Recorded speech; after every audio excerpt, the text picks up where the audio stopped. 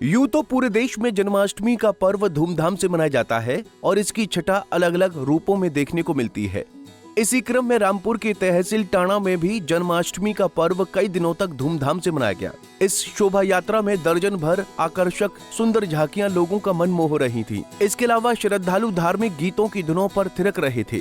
शोभा यात्रा में आकर्षक झांकियों को देखने के लिए श्रद्धालुओं का तांता लगा रहा। नगर में श्री कृष्ण जन्माष्टमी के अवसर पर शोभा यात्रा धूमधाम से निकाली गई, जिसका उद्घाटन महिला आयोग की सदस्य सुनीता सैनी ने फीता काटकर किया। रामलीला मैदान में लगे मेले में आसपास के गांव से आए बच्चों ने झूलों का आनंद लिया तो महिलाओं ने घरेलू सामान की खरीदारी भी की। शांति व्यवस्था के लिए टांडा कोतवाली और पुलिस क्षेत्र अधिकारी भारी पुलिस बल के साथ मौजूद रहे। क्या नाम भाई आपका? मेरा नाम राजेंद्र सिंह, मैं रामलीला समिति का कोषाध्यक्ष। ये जो रामडोल का आज शोभा यात्रा निकल रही है, किस उपलक्ष्य में निकल रही है? ये जन्माष्टमी के उपलक्ष्य में हमारे पूरे भारत भर में ये जन्माष्टमी का त्यौहार हर्षोल्लास के साथ मनाया जाता है। उसी के उपलक्ष्य में ये 11वीं पर हमारे यहाँ पर ये रामडोल शोभा यात्रा निकाली जाती है, जो काफ़ी समय से निकलती चली आ रही है। वर्षों से, मेरे को भी नहीं पता, हमारे बुजुर्ग बताते हैं बहुत समय से निकलती चली आ रही है। तो ये कहाँ इसका समापन होता है और कहाँ से शुरू होता है? ये मणि मंदिर से प्रारंभ होकर के और रामलीला मैदान में इसका समापन किया जाता है। तो क्या यहाँ पर कृष्ण लीला का मंचन भी होता है? यहाँ ये मणि मंदिर में यहाँ पर 7 दिवसीय कृष्ण रासलीला भी की जाती है।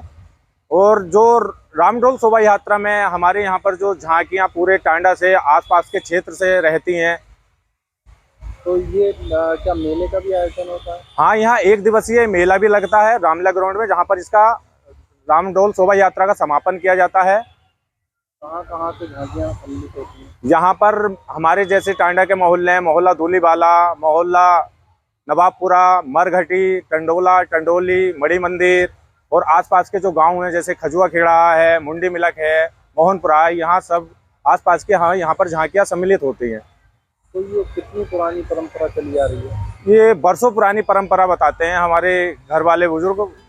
काफ़ी बहुत पुरानी परंपरा है, शायद मेरे को भी नहीं पता।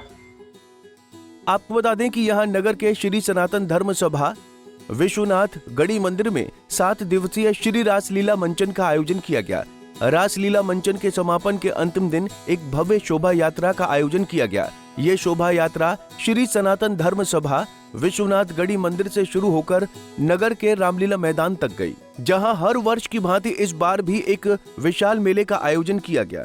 मेले में नगर और क्षेत्र के लोगों की भारी भीड़ उमड़ी और श्रद्धालुओं ने खूब आनंद उठाया। सदियों से चली आ रही ये परंपरा आज भी निरंतर रूप से जारी है। यूँ तो देश भर में जन्माष्टमी का पर्व बड़े ही धूमधाम से और हर्षोल्लास से मनाया जाता है और देश भर में जन्माष्टमी के पर्व की काफ़ी धूम भी दिखाई देती है। जहां देश के अलग अलग शहरों में इसे अलग अलग अपने अंदाज में मनाया जाता है। जहाँ मथुरा की बात करें तो मथुरा में कई रूपों में जन्माष्टमी को मनाया जाता है, चाहे वो वहाँ पर रासलीला का मंचन हो या फिर कृष्ण जन्मभूमि से जुड़े सभी दृश्यों को दर्शाने की भूमिका हो। सभी दृश्यों में कृष्ण जी के उस स्वरूप को दिखाया जाता है।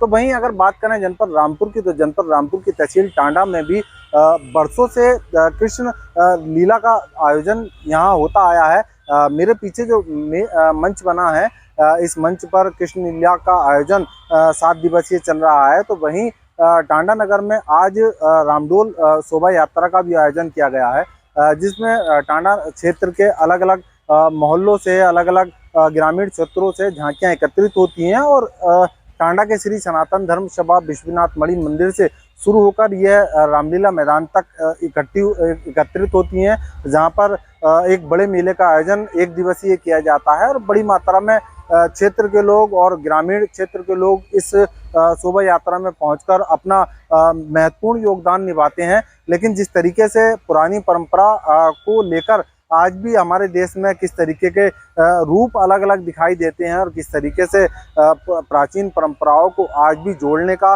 और सनातन संस्कृति को एक साथ लेकर चलने की परंपरा निरंतर रूप से जारी है, तो वहीं पुरानी परंपराओं को लेकर टांडा में होने वाले रासलीला मंचन या फिर रामडोल यात्रा कहीं ना कहीं चर्चा का विषय बनी रहती है और पुलिस प्रशासन इसमें बढ़ चढ़कर अपना सहयोग देता है और सुरक्षा व्यवस्था के मद्देनजर यहाँ भारी व्यवस्था जो है पुलिस की ओर से की जाती है।